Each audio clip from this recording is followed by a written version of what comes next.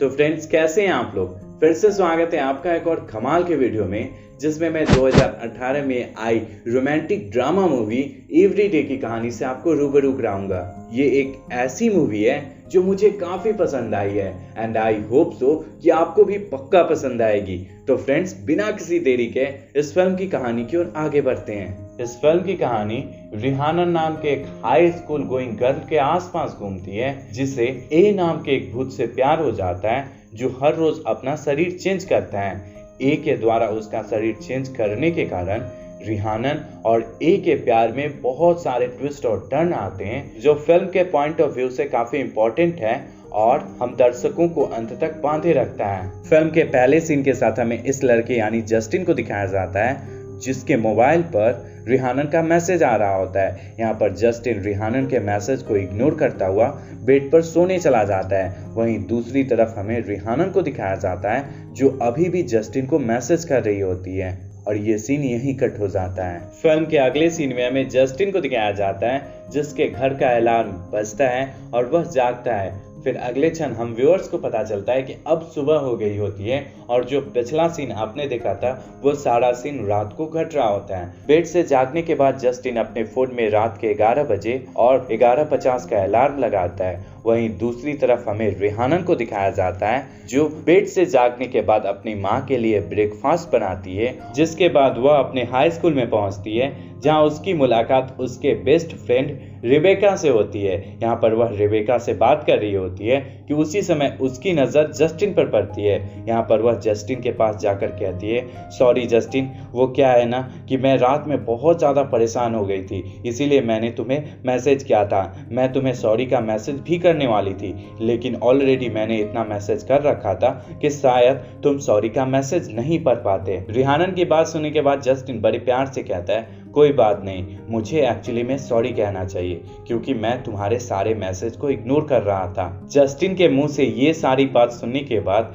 रिहानन बहुत ज्यादा खुश होती है और कहती है, क्या तुम मेरे साथ कहीं घूमने चल सकते हो। जिस पर जस्टिन कहता है, हाँ चल सकता हूँ, लेकिन छुट्टी के बाद। क्या हम लोग अभी चल सकते हैं। रिहानन ऐसा पूछती है, जिस पर जस्टिन राजी हो जाता है। यहाँ पर ये दोनों अपने स्कूल को बंक कर पूरे शहर में घूमते हैं और ढेर सारी मस्ती करते हैं। बाहर घूमने के क्रम में जस्टिन रिहानन के साथ एक सेल्फी लेता है, जिसके बाद रिहानन जस्टिन को अपना समझकर उसे अपनी फैमिली के बारे में बताती है। यहाँ पर रिहानन कहती है, मेरे पापा अजीब किस्म के इंसान हैं, उन्होंने पूरे लाइफ में केवल एक ही बार जॉब किया है, जिसके बाद वह अब जॉब को छोड़कर अपने घर में बैठकर चेहरे की पेंटिंग बनाते हैं। चूंकि मेरे पापा अब जॉब नहीं करते हैं, इसी कारण मेरी माँ को जॉब करना पड़ता है और मुझे उनके लिए ब्रेकफास्ट बनाना पड़ता है। मेरी माँ को जॉब करते हुए देखना मुझे बिल्कुल भी अच्छा नहीं लगता है। यहाँ पर रिहानन ये सारा कुछ कहते कहते बहुत ज़्यादा परेशान और दुखी होने लगती है। यहाँ पर जस्टिन रिहानन को संभालते हुए कहता है, किसी ने तुम्हें कहा है तुम्हारी स्माइल करोड़ों में एक है। जस्टिन के इतना कहते ही रिहानन मुस्कुराती है और ये सीन यहीं कट हो जाता है। शहर में घूमते घूमते शाम हो गई होती है। यहाँ पर जस्टिन रिहानन को उसके घर पर ले जाता है और कुछ कहने की कोशिश करता है, जिस पर रिहानन कहती है, आज जो मैंने दिन जिया है वो मेरे लिए काफ़ी इंजॉयबल रहा है। मैं आज बहुत ज़्यादा खुश हूँ। मैं नहीं चाहती हूँ आज का दिन बेकार तरीके से एंड हो, सो प्लीज तुम यहाँ पर कुछ नेगेटिव मत बोलना। रिहानन की बात सुनकर जस्टिन थोड़ा परेशान होता है, पर वह रिहानन को किस करता है। यहाँ पर रिहानन जस्टिन से कहती है, पता है तुम्हारे मुंह का टेस्ट काफी अच्छा होता है जब तुम स्मोक नहीं करते हो। इतना कहने के बाद वह गाड़ी से उतर जाती है। फिल्म के अगले सीन में हमें एमी नाम के इस लड़की को दिखाया जाता है, जो अपने बेड पर जागती है और फिर अपने फोन में रात के 11 और 11:50 का अलार्म लगाती है। फिर उसके बाद अपने स्कूल में पहुंचती है। स्कूल में पहुंचने के बाद उसकी नज़र रिहानन पर पड़ती है। रिहानन अभी भी जस्टिन को देख रही होती है, लेकिन जस्टिन उसे इग्नोर करता हुआ चुपचाप स्मोक कर रहा होता है। यहाँ पर एमी जस्टिन के पास पहुंचकर उसके साथ फ्रेंडशिप करती है और फिर उसके साथ स्कूल के लैब में पहुंचती है। स्कूल के लैब में पहुंचने के बाद रिहानन एमी की मुलाकात रेबेका और उसके बॉयफ्रेंड एलेक्स से करवाती है। यहाँ पर ये चारों बात कर रहे होते हैं कि उसी समय रेबेका को लैब के बाहर जस्टिन दिखाई पड़ता है, जिसके बाद रिहानन जस्टिन को आवाज लगाकर लैब के अंदर बुलाती है और पूछती है कल हम दोनों साथ में थे, तुम्हें कैसा लगा? जिस पर जस्टिन जवाब देता है कल मैं तुम्हारे साथ था, मुझे बिल्कुल भी याद नहीं। यहाँ रिहानन पूछती है क्या तुम्हें कुछ भी याद नहीं कि मैंने तुम्हें अपने पापा के बारे में क्या बताया था या फिर मैंने लास्ट टाइम क्या बताया था तुमसे? जिस पर जस्टिन ना में जवाब देता है। जस्टिन के द्वारा ना में जवाब सुनकर एमी कहती है तुम्हारे पास कितनी खूबसूरत गर्लफ्रेंड है जो तुम्हें प्यार करती है और तुम्हें इसकी कोई कदर नहीं। आगे यहाँ एमी रिहानन को कहती है सच बात बोलो रिहानन, जस्टिन तुम्हारे लिए बना ही नहीं है, वो तुम्हें डिजर्व नहीं करता है। एमी की बात सुनकर जस्टिन थोड़ा गुस्साता है, लेकिन रिहानन उसे शांत कर देती है, जिसके बाद जस्टिन वहां से चला जाता है। जस्टिन के लैब से चले जाने के बाद रिहानन एमी को शांत करती है और फिर जस्टिन के पीछे पीछे चली जाती है और ये सीन यहीं कट हो जाता है। अगले दिन हमें इस लड़के को दिखाया जाता है जिसका नाम नाथन होता है। यह बेड से जागने के बाद अपने फोन में रात के 11 बजे और 11:50 का अलार्म लगाता है। अगले सीन में हमें जस्टिन और रिहानन को दिखाया जाता है जो पार्टी में पहुंचते हैं। पार्टी में पहुंचने के बाद जस्टिन फिर से रिहानन को इग्नोर करने लगता है और अपने दोस्तों के साथ वहां पर पार्टी को एंजॉय करने लगता है। खुद को पार्टी में अकेला देख रिहानन इधर उधर पार्टी में घूमने लगती है। पार्टी में घूमने के क्रम में उसकी मुलाकात यानी रिहानन की मुलाकात नाथन से होती है। यहाँ पर वह नाथन के साथ बहुत देर तक डांस करती है। डांस करने के बाद ये दोनों बैठकर बातें करने लगते हैं। बैठकर बातें करने और साथ में डांस करने की वजह से रिहानन को नाथन से प्यार हो जाता है। यहाँ पर रिहानन नाथन का नंबर मांगती है, जिस पर नाथन हिचकिचाते हुए कहता है मैं अपना नंबर कल चेंज करने वाला हूँ, मैं तुम्हें अपना नंबर कल दूंगा। ये दोनों ये सब बात कर रहे होते हैं कि उसी समय जस्टिन की नजर इन दोनों पर पड़ती है और वह रिहानन के पास आकर नाथन को मारने की कोशिश करता है। खुद के तरफ जस्टिन को आते ही देख नाथन वहां से भाग जाता है और ये सीन यहीं कट हो जाता है। फिल्म के अगले सीन में हमें रिहानन और रेबेका को साथ में लंच करते हुए दिखाया जाता है। यहाँ पर रिहानन अपना फोन रेबेका को दिखाती हुई कहती है मैं कल रात एक लड़के से मिली थी जिसका नाम नाथन था। वो इतना कूल था कि मुझे उससे प्यार हो गया। मैंने जब उससे उसका नंबर मांगा तो उसने अपना नंबर देने से इनकार कर दिया।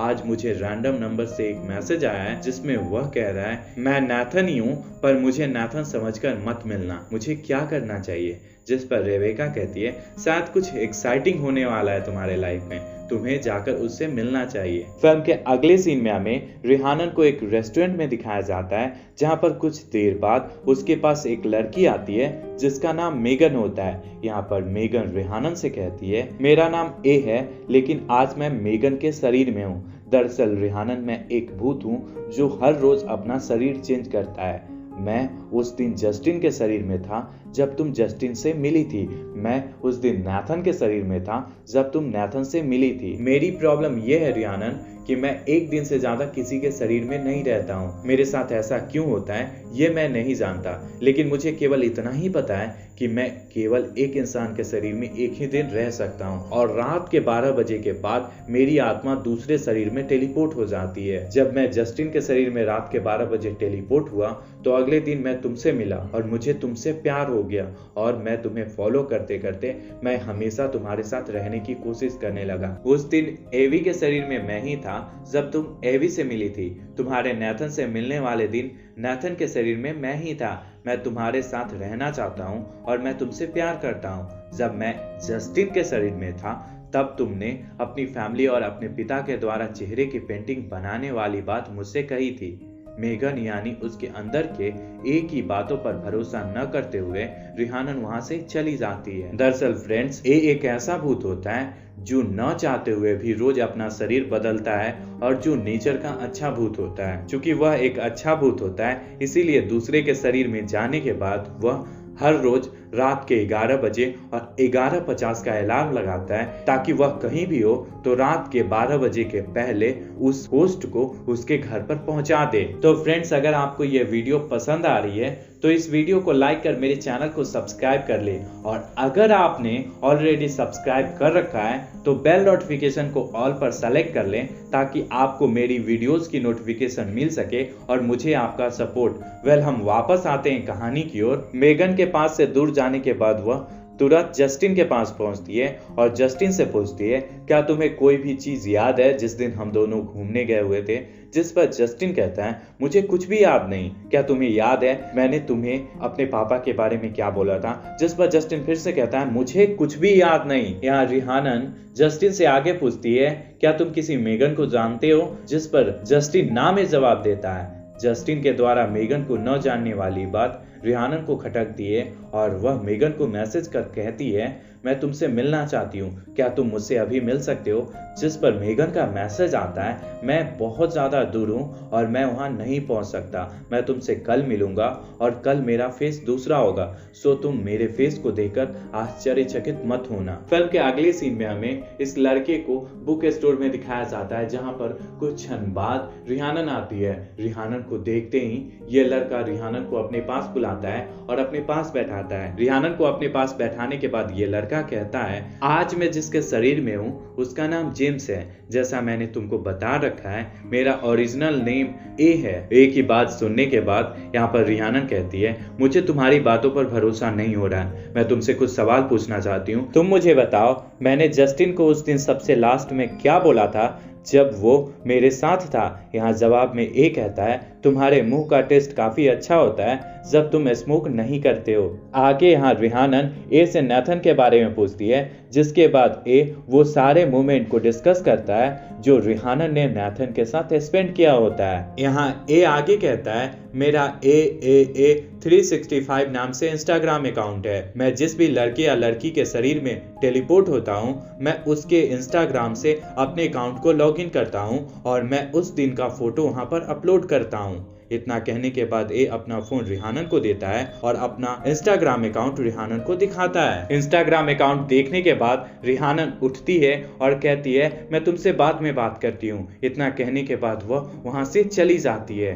फिल्म के अगले सीन में हमें रिहानन को नेथन के पास दिखाया जाता है, जहां पर वह नेथन से उन सारी बातों को पूछती है जो उसने नेथन के साथ स्पेंड किया होता है, पर यहाँ पर नेथन को कुछ भी याद नहीं होता है। नेथन की बात सुनने के बाद रिहानन को भरोसा हो जाता है कि ए सच में एग्जिस्ट करता है और वह दूसरे के शरीर में रहता है। आगे की कहानी में हमें जस्टिन, रिहानन और रेबेका को एक साथ दिखाया जाता है, जहां पर ये लोग अपने क्लास में जा रहे होते हैं कि तभी रिहानन को इस लड़की पर नजर पड़ती है जो उसे घूर रही होती है। रिहानन जस्टिन और रेबेका को छोड़कर इस लड़की के पास आकर कहती है, तुम ए हो ना? जिस पर यह लड़की जवाब देती है, तुमने मुझे कैसे पहचाना? यहाँ जवाब में रिहानन कहती है, तुम मुझे जिस तरह से घूर रहे थे मुझे लगा तुम ए ही हो। रिहानन आगे कहती है, तुम बताओ तुम यहाँ क्यों हो? जिस पर यह लड़की जवाब देती है, मैं तुमसे दोस्ती करना चाहता हूँ, मैं तुम्हारे साथ रहना चाहता हूँ, क्या तुम मेरी फ्रेंड बनोगी? शुरू में रिहानन ए की बातों पर राजी नहीं होती है, लेकिन कुछ क्षण बाद वह हाँ कर देती है। चूंकि अब ये दोनों यानी ए और रिहानन फ्रेंड्स बन गए होते हैं, इसीलिए ए हर रोज नए शरीर के साथ रिहानन से मिलता है और रिहानन को हर वो खुशी के पल को देता है जिसका इंतजार हर कपल को होता है। ये दोनों पार्टी करते हैं, घूमते हैं और बहुत सारी मस्ती करते हैं। यही सिलसिला लगभग 3 महीने तक चलता है। एक दिन ए खुद रिहानन के शरीर में टेलीपोर्ट हो जाता है और रिहानन की जिंदगी जीता है। फिर कुछ दिन बाद ए किसी दूसरी लड़की के शरीर में टेलीपोर्ट हो जाता है, जिसके नोट्स को पढ़ने के बाद ए को पता चलता है कि ये लड़की अगले दिन सुसाइड करने वाली है। ए इस लड़की की सुसाइड करने वाली बात रिहानन को बताता है और उससे स्कूल के बाद इस लड़की के घर पर बुलाता है। यहाँ ए और रिहानन मिलकर इस लड़की यानी ए के शरीर वाली लड़की को सुसाइड करने से रोकने का प्लान बनाकर इस लड़की के पिता को सारी बात बताने का सोचते हैं। पर ऐन मौके पर इन दोनों को पता चलता है कि इस लड़की का पिता नाइट शिफ्ट में काम करता है और वह सुबह के 6 बजे आएगा। इस बात को जानने के बाद ए और रिहानन काफी परेशान हो जाते हैं, क्योंकि हर रात 12 बजे के बाद सोने के क्रम में ए अपना शरीर चेंज कर लेता है। यहाँ रिहानन ए को पूरी रात जगाए रखती है ताकि ए दूसरे शरीर में टेलीपोर्ट ना हो, और सरप्राइजिंगली ऐसा ही कुछ होता भी है। ए दूसरे के शरीर में टेलीपोर्ट नहीं होता है और जब इस लड़की के पिता नाइट शिफ्ट पूरा करके अपने घर आते हैं तो इस लड़की के शरीर में ए सुसाइड वाली सारी बात इस लड़की के पिता को बता देता है, जिसके बाद इस लड़की के पिता इसकी ढेर सारी केयर करते हैं और इसका मेंटल चेकअप कराकर इसे डिप्रेशन से बाहर निकालते हैं। आगे की कहानी में ए और रिहानन क्वालिटी टाइम स्पेंड करने के लिए एक दिन शाम में लेक हाउस में जाते हैं, जहां ये दोनों वीकेंड के दिन पूरा दिन फिर से साथ में रहने का प्लान बनाते हैं। जिसके बाद ए वीकेंड के दिन लेक हाउस में पूरा दिन रहने का प्रॉमिस कर वहां से घर चला जाता है। पर जब वीकेंड आता है तो ए लेक हाउस में नहीं आता है और रिहानन ए का वेट करती हुई पूरा दिन वहीं गुजार देती है और फिर निराश होकर अपने घर लौट जाती है। अगले दिन रिहानन के पास ए का कॉल आता है, जिसके बाद रिहानन ए को लेक हाउस में ले जाती है। यहाँ पर रिहानन ए से गुस्साते हुए कहती है, पता है मैं कल तुम्हारा पूरा दिन वेट कर रही थी। जिस पर ए निराश होकर कहता है, कल मैं जिस लड़के के शरीर में था उसका ऑपरेशन हो रहा था, जो पूरा दिन बेहोश था और रात के 10 बजे उसे होश आया था। मुझे आम इंसान की तरह एक शरीर खोजना होगा, तभी मैं तुम्हें और खुश रख पाऊंगा। ए यहाँ पर इतना कह रहा होता है कि तभी रिहानन ए को किस करती हुई उसे संभालती है, जिसके बाद ये दोनों फिजिकली इंटीमेट होते हैं। अगले दिन जब ए की आंखें खुलती है तब वह खुद को रिहानन की फ्रेंड रिवेका के बॉयफ्रेंड एलेक्स के शरीर में पाता है। ए को एलेक्स का शरीर काफी अच्छा लगता है और वह हर समय एलेक्स के शरीर में रहने का प्लान बनाता है और हर रोज आधी रात जागकर एलेक्स के शरीर में रुकता है। रिहानन भी अब एलेक्स के साथ कंफर्टेबल फील कर हर समय उसके साथ रहने लगती है। चूंकि अब हर समय रिहानन एलेक्स के साथ रह रही होती है, इसी कारण एलेक्स की पढ़ाई और उसके घर का काम डिस्टर्ब होने लगता है, जिसके कारण एक दिन एलेक्स की माँ एलेक्स के शरीर में ए को समझाती हुई उसे पुराने तरह से लाइफ को जीने को कहती है,